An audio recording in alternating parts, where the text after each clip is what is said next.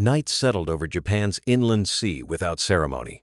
The water lay dark and compressed between islands and coastline, a controlled space where movement was measured and watched. Yet on this night, something enormous began to slide free from its moorings.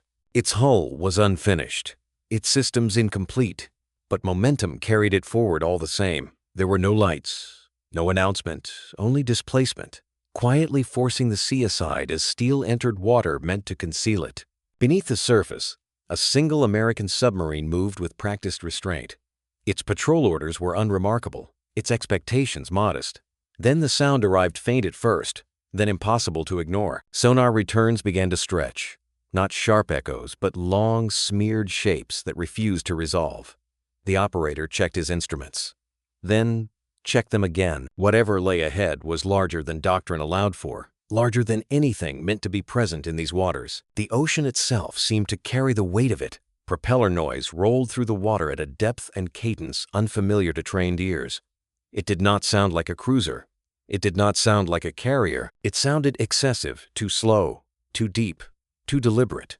The submarine tracked the contact without naming it, because to name it would be to admit something implausible was unfolding in real time. In the control room, the commander listened in silence. His hesitation was not fear. It was calculation struggling against disbelief. Training manuals offered displacement figures, silhouettes, expectations. None of them fit what the sea was describing. Numbers collided with instinct. The contact was either an error or history moving without permission. For long moments, nothing changed. The submarine held course. The contact held speed. Between them stretched a question no one had prepared to answer. What happens when a weapon encounters something too large to trust as real? No alarms sounded. No orders were rushed. The war did not announce that it was about to pivot. It rarely does. And as the shadow continued its silent passage through coastal darkness, a lone submarine began to follow, still unsure of what it hunted, but certain that whatever it was, it could not be ignored. Shinano was not born from confidence. It emerged from shock. In 1942, after the destruction of Japan's carrier force at Midway, the Imperial Navy confronted a reality it had not planned for. Air power now decided battles before fleets ever closed distance. In response, a decision was made in secrecy. A hull already rising in dry dock intended to be a battleship of the Yamato class would be transformed into something else entirely. Not through redesign, but through necessity. The bones of Shinano were laid for dominance. Her keel had been set to carry the heaviest guns ever mounted on a warship, armor thick enough to defy surface fire. Instead, those intentions were stripped away mid-construction. Steel meant for turrets was reallocated. Internal spaces were reimagined, not as magazines and fire control rooms, but as aircraft workshops, storage bays, and repair facilities. She would not project power forward. She would preserve it in armored sanctuary meant to support a shrinking carrier fleet. Urgency overrode doctrine. The conversion moved faster than logic allowed. Shipyard workers labored under pressure to produce tonnage, not completeness. Compartments were sealed in theory, but unfinished in practice. Watertight doors were installed without full testing. Damage control systems existed on diagrams more than in drills. The crew assigned to her had never served together, many unfamiliar with the vessel's unconventional layout. Shinano existed in an in-between state, neither battleship nor true aircraft carrier. She carried no air group of her own. Her value lay in her potential, not her readiness. She was a concept sailing under wartime deadlines, protected more by belief than by preparation. Yet belief had become policy. Japanese naval leadership placed its faith in scale. At over 70,000 tons, Shinano was assumed to be beyond the concern of submarines. Her armor, inherited from battleship design, was thought to make underwater attacks survivable.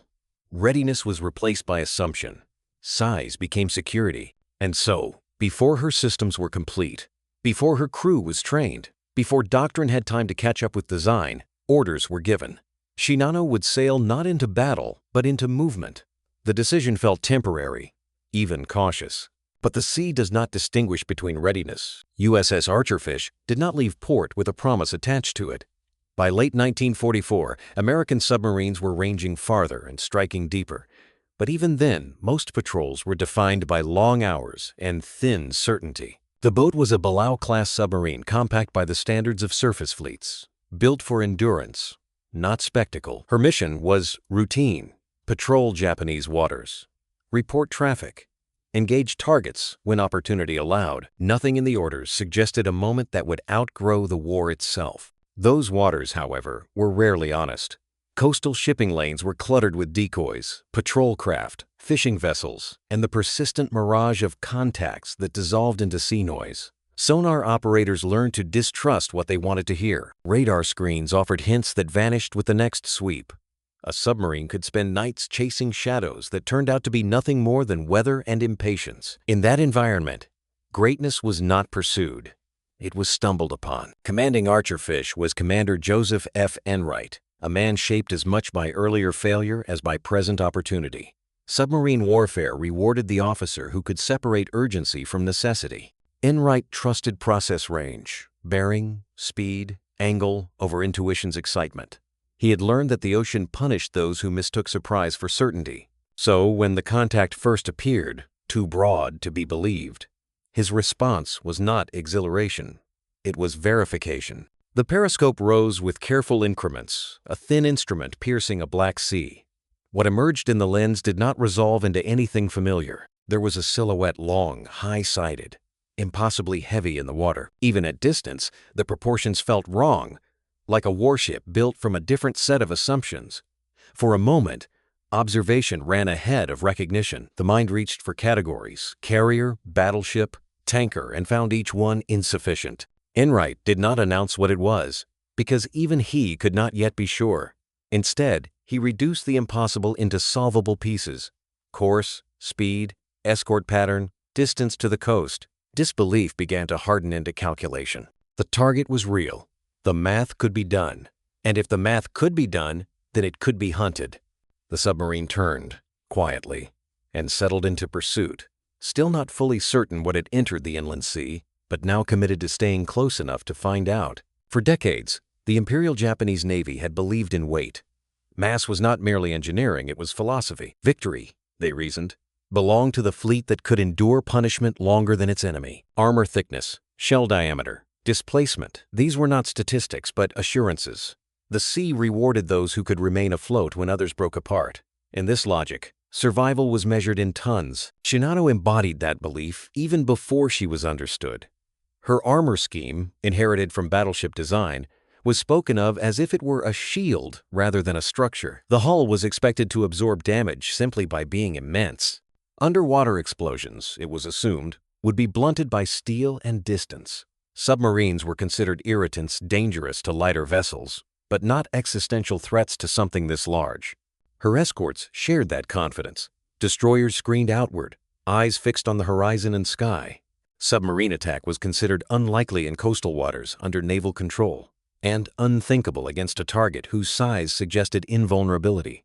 No commander voiced it aloud, but the assumption was clear: no American submarine would dare close in on something so heavily protected, so visibly dominant. Inside Shinano, confidence extended to damage control. Plans existed. Manuals were written. Theoretical countermeasures were understood in outline. But practice lagged behind belief. Systems had not been fully tested under stress. Compartments had not been flooded and sealed in drills. Crews had not learned the ship through repetition. Faith filled the space where experience normally lived. The ship's mission reinforced that illusion. Shinano was not intended to seek combat. She was designed as a support vessel, a mobile fortress meant to preserve aircraft, pilots, and repair capacity. Defense, not engagement, defined her purpose. And because she was not expected to fight, it was assumed she would have time.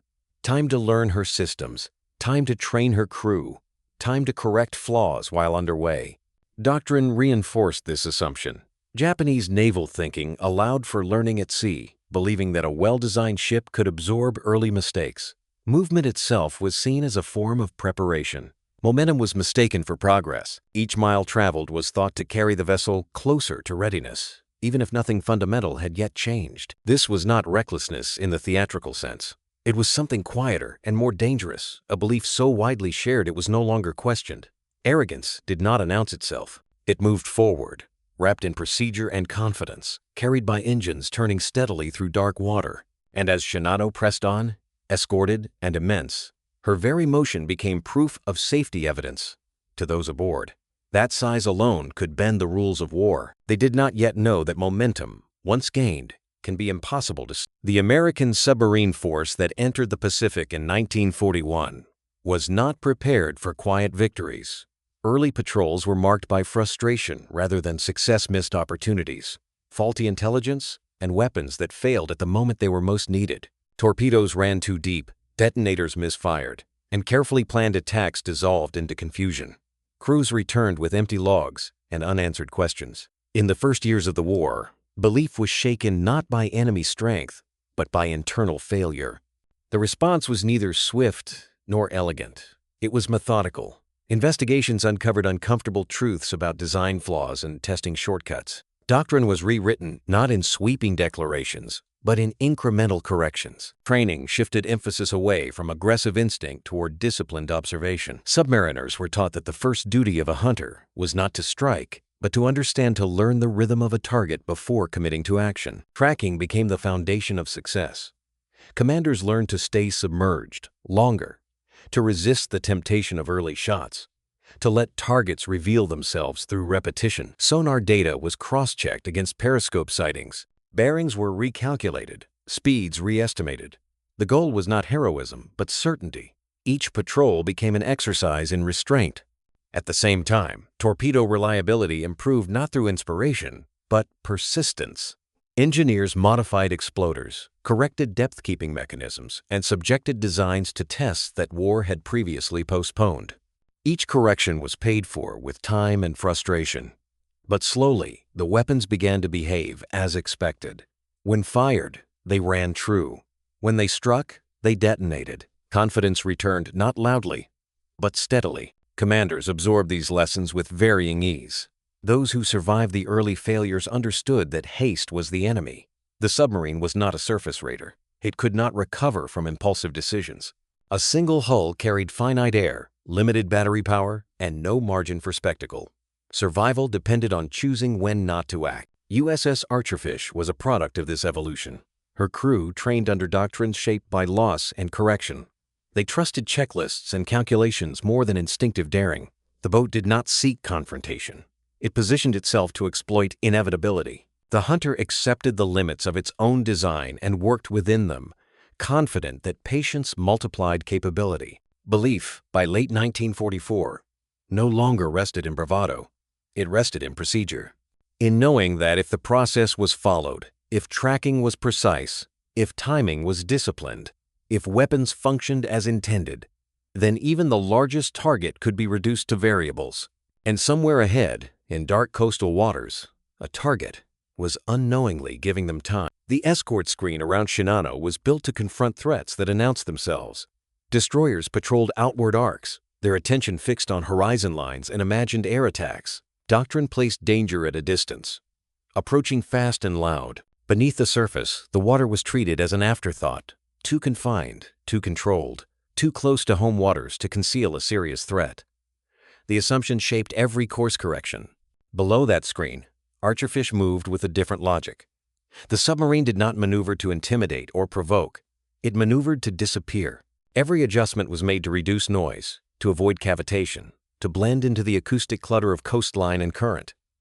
Aggression was not expressed in speed, but in positioning. The goal was not to be closer, it was to be unremarkable. Nature complicated both intentions. Weather pressed down on the inland sea, flattening visibility and distorting sound. Low clouds erased reference points. Coastal geography bent sonar returns and compressed maneuvering space. Islands interrupted lines of approach, forcing Shinano into predictable lanes while offering the submarine concealment it did not fully trust.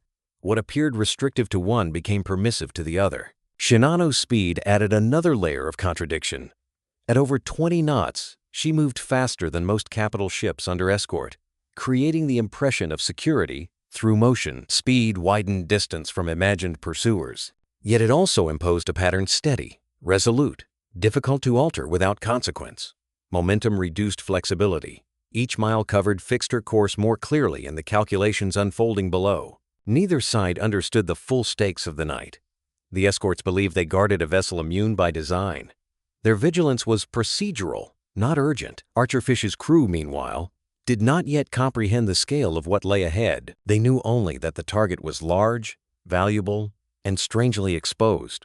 Opportunity existed, but its magnitude remained undefined. These assumptions shaped behavior. One force moved as if protected by inevitability. The other moved as if time itself were a weapon.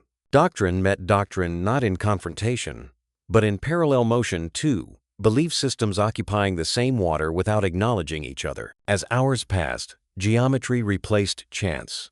Bearings tightened. Speed estimates stabilized. The submarine's patience was rewarded not with clarity, but with proximity. Each adjustment reduced uncertainty by degrees, not leaps. The escorts continued to look outward.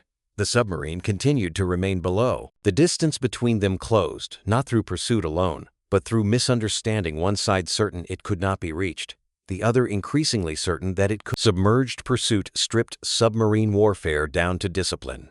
With the periscope raised only in brief, cautious intervals, Archerfish existed largely by instruments and inference. The crew moved quietly through practiced routines, aware that every unnecessary sound carried consequence. Hours passed without confirmation, yet no one mistook stillness for safety. This was the most demanding phase of the hunt, the stretch where impatience could undo everything learned. Information arrived in fragments. Sonar provided bearing without certainty. The periscope offered glimpses without context. Dead reckoning filled the gaps with educated assumption. None of these systems was sufficient alone. Together, they formed a picture that was never complete, only increasingly probable. Officers recalculated speed and course repeatedly, comparing estimates against the slow reveal of reality. Precision became an act of endurance. As the pursuit lengthened, margins tightened. Battery levels declined incrementally with each hour submerged. Fuel calculations accounted not only for distance, but for the possibility of evasion after contact. Position mattered now in 3 dimensions: latitude, longitude, and depth, each one constrained by geography and physics. There was no external support, no second submarine to bracket the target, no aircraft overhead to confirm movement. Whatever happened would be decided by this single hull and the decisions made within it. The submarine began to shape its attack long before weapons entered the equation. Positioning replaced aggression. Instead of closing directly, Archerfish adjusted to intersect future movement, anticipating where the target would be rather than where it was. Each maneuver altered probability, sometimes favorably, sometimes not. Small course changes could mean hours gained or lost. The ocean rewarded foresight, not reaction. This was warfare reduced to mathematics, but never abstract. Every calculation carried weight because it translated directly into survival. An incorrect estimate could bring the submarine too close to escort screens or leave it too far astern to matter. Officers debated quietly, revising assumptions as new data arrived. The process was iterative, not dramatic. Innovation here meant trusting systems to compensate for human limitation. The ocean itself became part of the equation. Currents shifted bearings subtly. Coastal contours bent sound in ways charts could not predict. Depth layers distorted sonar returns, creating ghosts and blind spots. What looked certain at one moment dissolved into ambiguity the next. Yet within that uncertainty lay opportunity. Complexity favored the side willing to accept it. Time, more than technology, became the decisive factor. Shinano's steady speed locked her into a future position that could be calculated with increasing confidence. The longer she maintained course, the more predictable she became. Archerfish's patience transformed motion into vulnerability. Each passing hour refined the solution. By now, disbelief had vanished entirely. The target scale was understood, if not fully measured. What remained was execution. The crew sensed that the window was narrowing not because opportunity was fading, but because geometry was converging. Soon, calculation would have to give way to action. And when it did, there would be no margin left to adjust. The final firing solution came together without ceremony. It emerged from hours of accumulated discipline, bearings refined by repetition, speed estimates tested against patience, angles calculated until doubt narrowed into necessity. Inside Archerfish, voices stayed low, movements economical. The strain was not expressed outwardly. It existed in the knowledge that nothing left remained to adjust. This was the moment the mathematics would either hold or collapse. The problem was unprecedented displacement. No American submarine commander had ever aimed torpedoes at something this large. Shinano's hull exceeded familiar dimensions, her beam and draft stretching assumptions built into targeting tables. The question was not where to hit, but whether hitting mattered at all. A spread was selected not for drama, but for probability: 4 torpedoes spaced to account for error, movement, and scale. It was a calculation made in humility, not confidence. Doubt persisted, even now. Would the explosions breach compartments deep enough to matter? Would armor dissipate the force? Would the ship absorb the damage and continue on, wounded but afloat? These questions had no historical answers. Doctrine could not promise success. It could only justify action. The crew accepted that uncertainty as part of the process they had trusted all along. When the order came, it was unremarkable. Compressed air expelled steel into darkness. There was no spectacle, no visible violence, only the subtle shudder of machinery doing what it had been built to do. The torpedoes ran silent, invisible lines drawn through water that had not yet reacted. In the control room, time elongated. Seconds became measurements. Impact arrived not as sound, but as confirmation. Sonar reported detonations distinct, sequential, unmistakable. The ocean carried the message before sight ever could. Shinano had been struck. Not grazed, not inconvenienced, hit. The idea of invincibility fractured in an instant, replaced by something more dangerous. Vulnerability. Damage propagated with a speed no one aboard the target could immediately understand. The sheer mass of the ship worked against it now, transmitting force along internal spaces never fully sealed. Water entered where doctrine assumed steel would hold. Systems failed not dramatically, but cumulatively: pressure, then imbalance, then loss of control. Inside Archerfish, there was no celebration. The crew listened, calculating consequences they could not see. They did not know how severe the damage was, only that physics had asserted itself faster than command structures could respond. The submarine did not linger.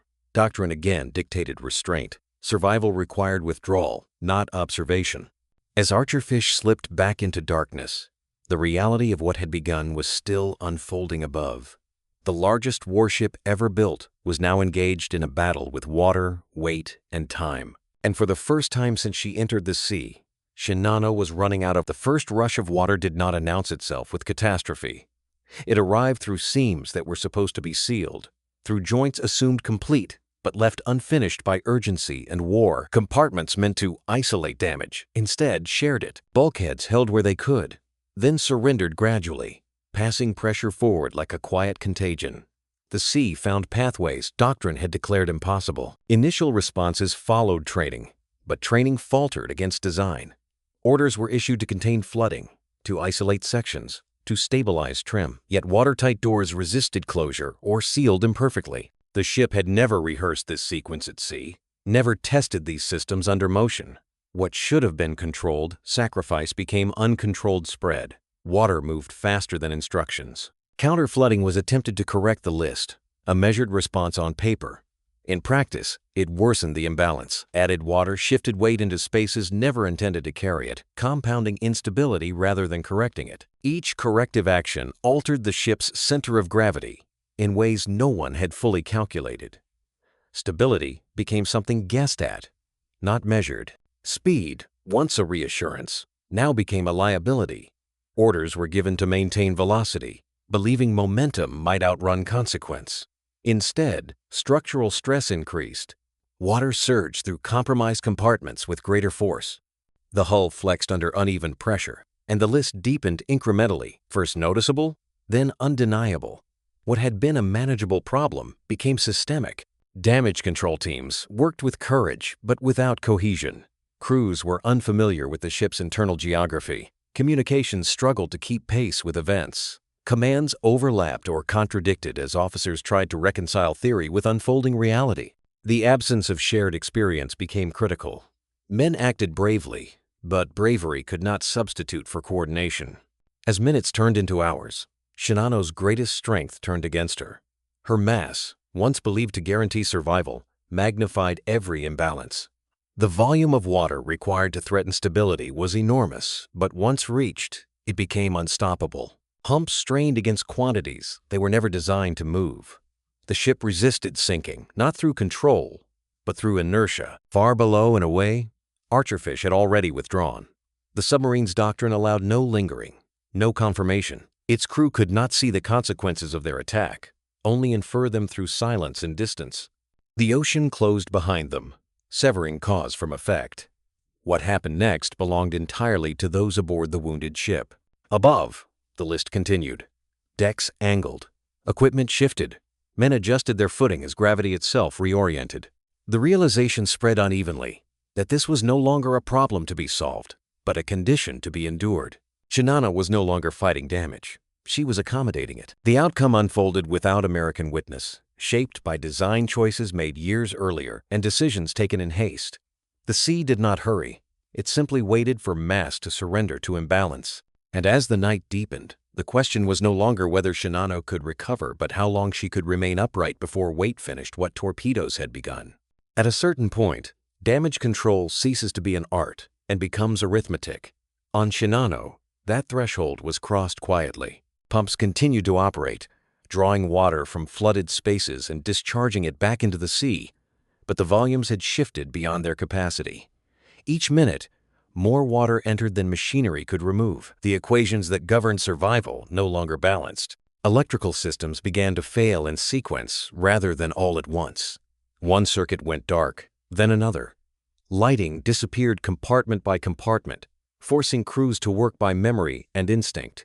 Communications degraded as power was rerouted, then lost. What remained operational grew increasingly isolated, each system cut off from the coordination it required to be effective. Command decisions followed the logic they had been trained to trust, but physics did not wait for consensus.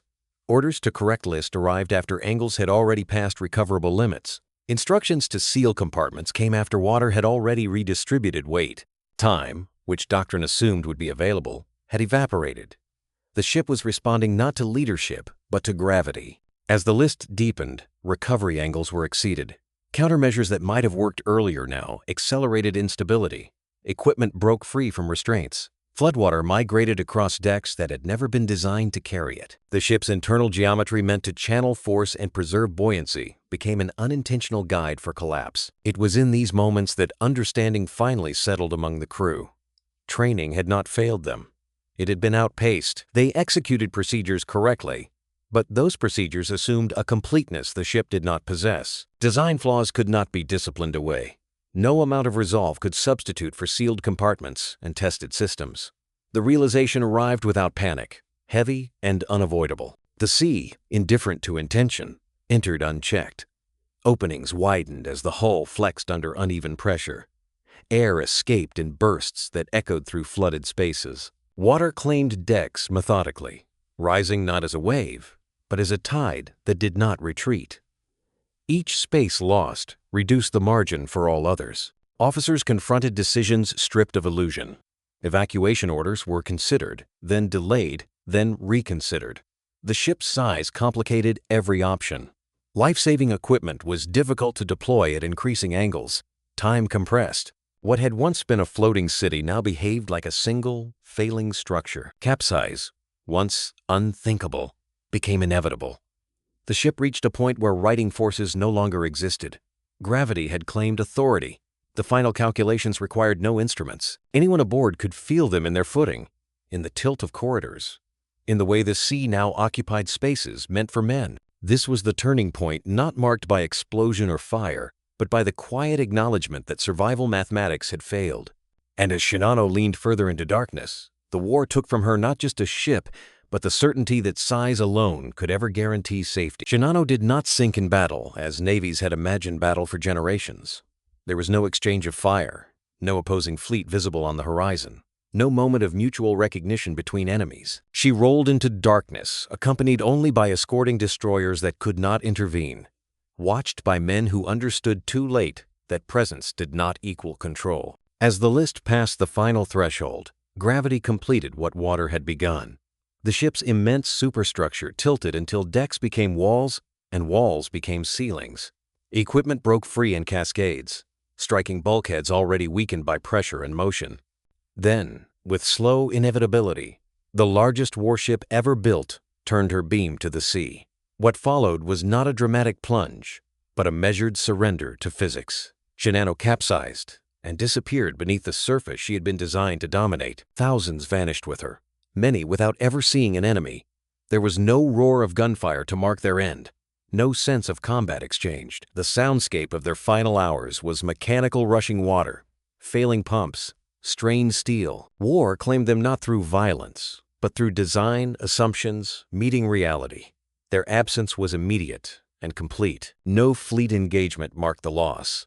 No tactical map recorded the exchange.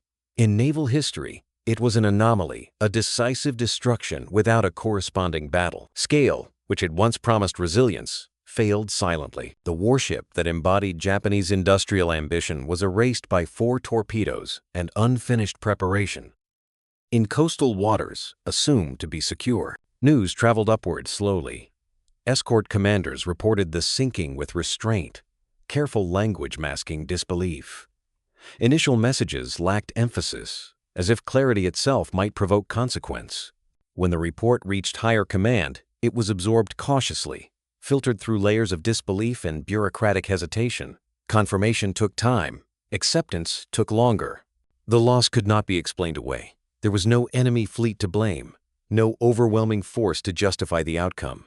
Shinano had not been caught unprepared in combat. She had been lost while transiting. The implications cut deeper than tonnage. This was not a failure of courage or tactics in battle. It was a failure of belief. Within the Imperial Navy, confidence fractured quietly. If Shinano could be lost this way, then assumptions about immunity, scale, and control were no longer reliable. The idea that certain ships existed beyond reach, beyond consequence, collapsed with her. Faith in mass as protection had been punctured by precision and patience. Yet even in loss, there was no spectacle for the enemy. No American aircraft circled wreckage. No photographers captured the moment. The sea concealed everything. The war moved on, indifferent to the symbolism that would later define the event. What remained was absence, a void where certainty had once lived. A warship meant to preserve future power had vanished before it could exercise any at all. And in that absence, Japanese naval doctrine faced a truth it could not repair at sea. The largest warship ever lost had not been defeated by a fleet, but by the quiet convergence of vulnerability and time. There was no celebration aboard Archerfish. The submarine surfaced only long enough to confirm position and transmit a report stripped of embellishment. The message stated what the crew believed they had accomplished, but even they understood how improbable it sounded.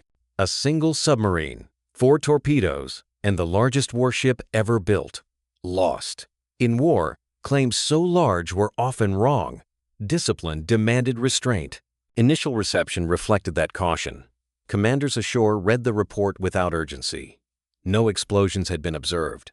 No wreckage marked the claim. There were no intercepted distress calls to corroborate the event. In a conflict crowded with exaggerated sinkings and uncertain outcomes, belief required evidence. The report was logged, noted, and quietly questioned. Verification arrived slowly, through absence rather than confirmation. Japanese communications shifted in subtle ways. Escort movements changed. A ship that should have arrived did not. Reconnaissance found nothing where something had been expected. The sea, which concealed the sinking, also concealed the proof. What had been destroyed left behind no visible trace. As days passed, the implications began to surface. The loss was not tactically dramatic, no engagement won, no route immediately opened, but strategically profound. Shinano represented more than tonnage. She embodied industrial ambition and future capacity. Her disappearance meant aircraft would go unrepaired, pilots unsupported, doctrine unrealized. The war's trajectory bent quietly as a resource Japan could not replace, vanished overnight. Within Japan, the impact cut deeper than casualty figures. Industrial hope collapsed further. Shinano had been a promise deferred, a solution still under construction. Losing her before she ever contributed stripped the illusion that time could repair imbalance. The gap between intention and reality widened irreversibly.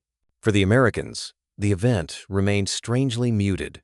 There were no headlines, no ceremonies.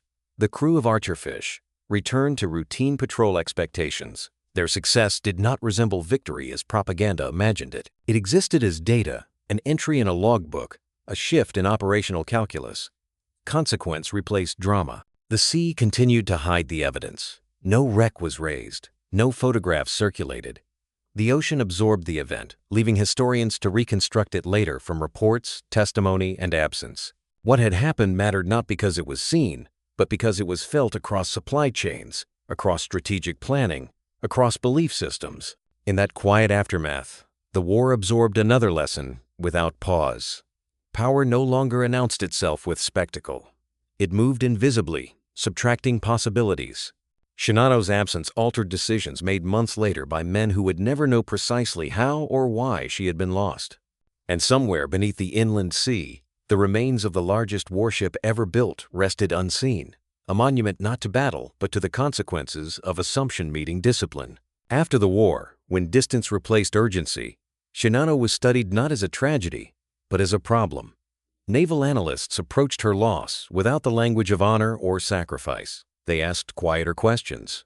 How did a ship of such size fail so completely? Why did damage that should have been survivable become fatal? And what assumptions had guided designers to believe otherwise? The first illusion to fall was scale. For decades, naval architecture had treated mass as a form of insurance. Larger ships could absorb more damage, redistribute stress, and outlast smaller attackers. Shinano disproved this not through theory, but through outcome. Her size did not dilute damage. It multiplied consequence. Once water entered her internal volume, the quantities involved overwhelmed systems, designed for incremental failure, not cascading collapse. Armor, long treated as the final guarantor of survival, proved irrelevant to the mode of attack. Shinano's protection had been optimized against shells and bombs, threats that announced themselves and struck from predictable angles.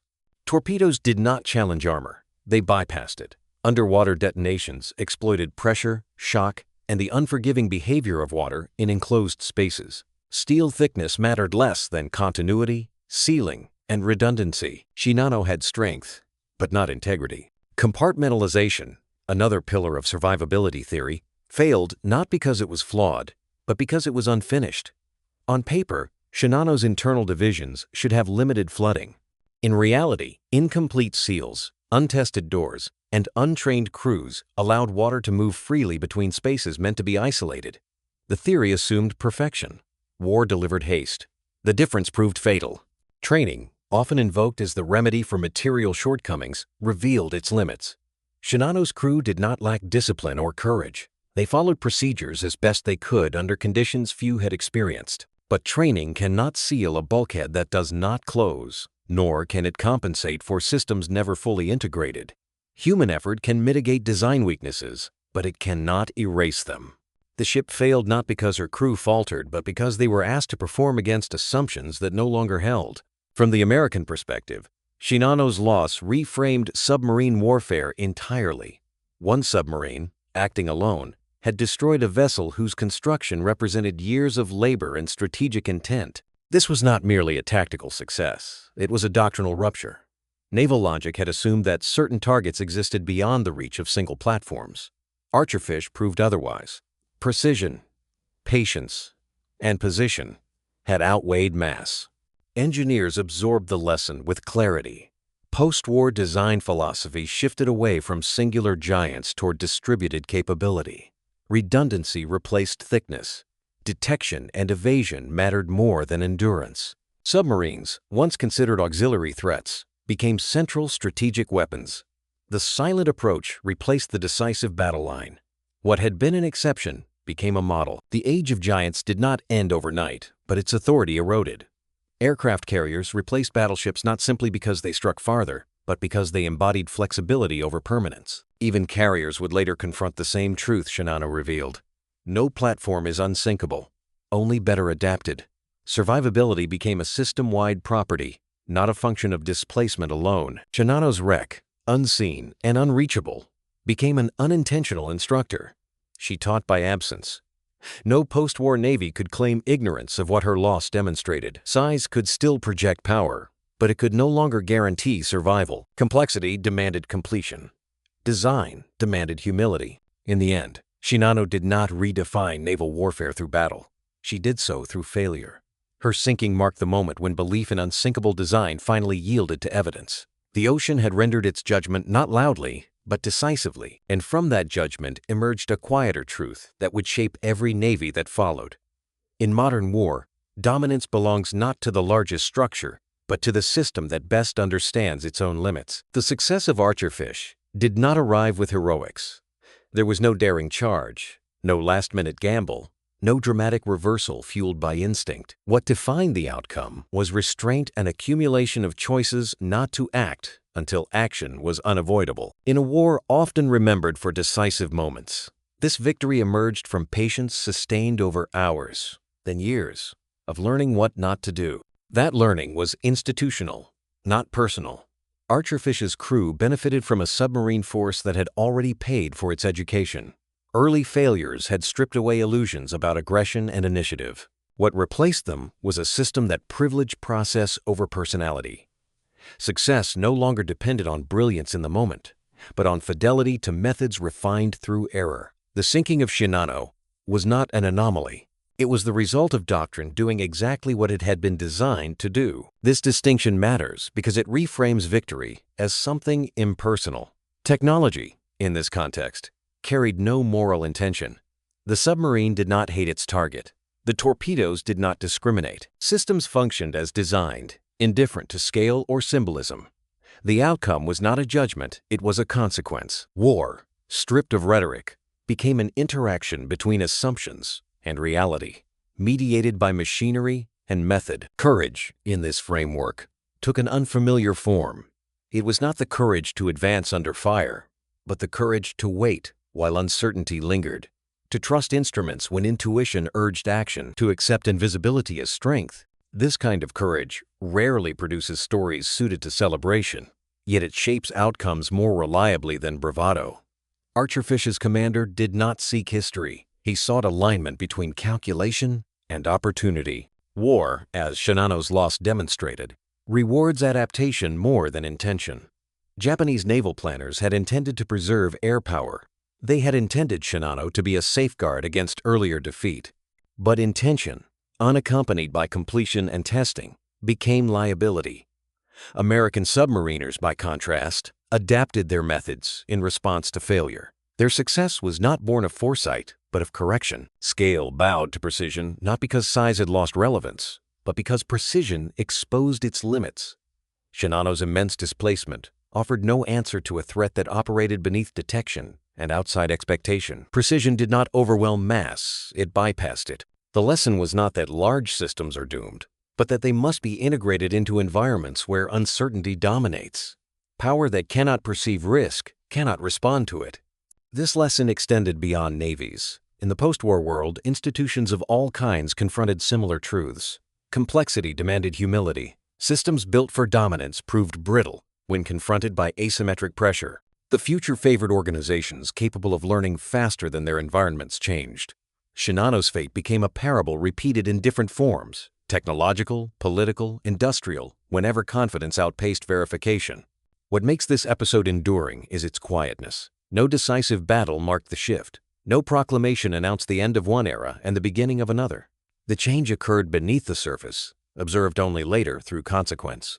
By the time its significance was understood, the logic it revealed had already reshaped planning and design. In that sense, Archerfish did not defeat Shinano. Discipline did. A system that accepted limitation encountered one that denied it. The outcome was not heroic, but it was decisive. It demonstrated that in modern war, the decisive factor is rarely the weapon itself, but the framework in which it is employed. As navies moved forward, the lesson endured quietly. Dominance is fragile when it depends on assumption. Precision, patience, and adaptability do not announce themselves, but they persist. And in a conflict defined by noise and scale, it was silence and restraint that carried the day. The opportunity had been fleeting. The discipline to recognize it, the largest warship ever built, never fought a battle. Shinano entered the sea carrying expectation rather than experience, design rather than memory. She was conceived to alter outcomes, to preserve strength for a future engagement that never arrived. Her guns never fired. Her aircraft were never launched. The war passed her by and then claimed her without asking permission. The submarine that destroyed her never saw its enemy sink. Archerfish withdrew into darkness as doctrine required, blind to the outcome it had set in motion. There was no visual confirmation, no rising column of smoke, no moment of triumph. Cause and effect were separated by water and time. What mattered had already been decided beneath the surface, beyond observation. The ocean judged without spectacle. It offered no ceremony, no distinction between intention and consequence. Steel met water, assumptions met physics, and the result unfolded with quiet inevitability. Power did not announce its failure with flame or thunder. It simply stopped functioning as intended. The sea accepted the wreckage and erased the evidence. In that erasure, a belief died.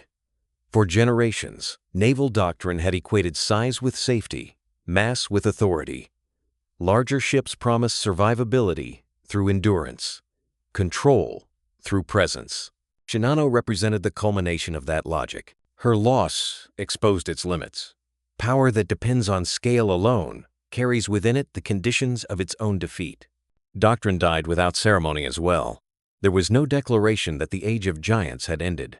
No single conference marked the shift. Instead, planners adjusted quietly. Designers recalculated. Assumptions were revised not because theory demanded it, but because reality had already delivered its verdict. What could be destroyed without engagement could no longer anchor strategy. History turned not on mass, but on discipline. The discipline to wait, to measure, to accept uncertainty rather than deny it. The submarine force that sank Shinano did not seek symbolic victory. It applied a method refined through failure and correction. That method proved decisive not because it was bold, but because it was honest about limitation. The lesson endured beyond the war.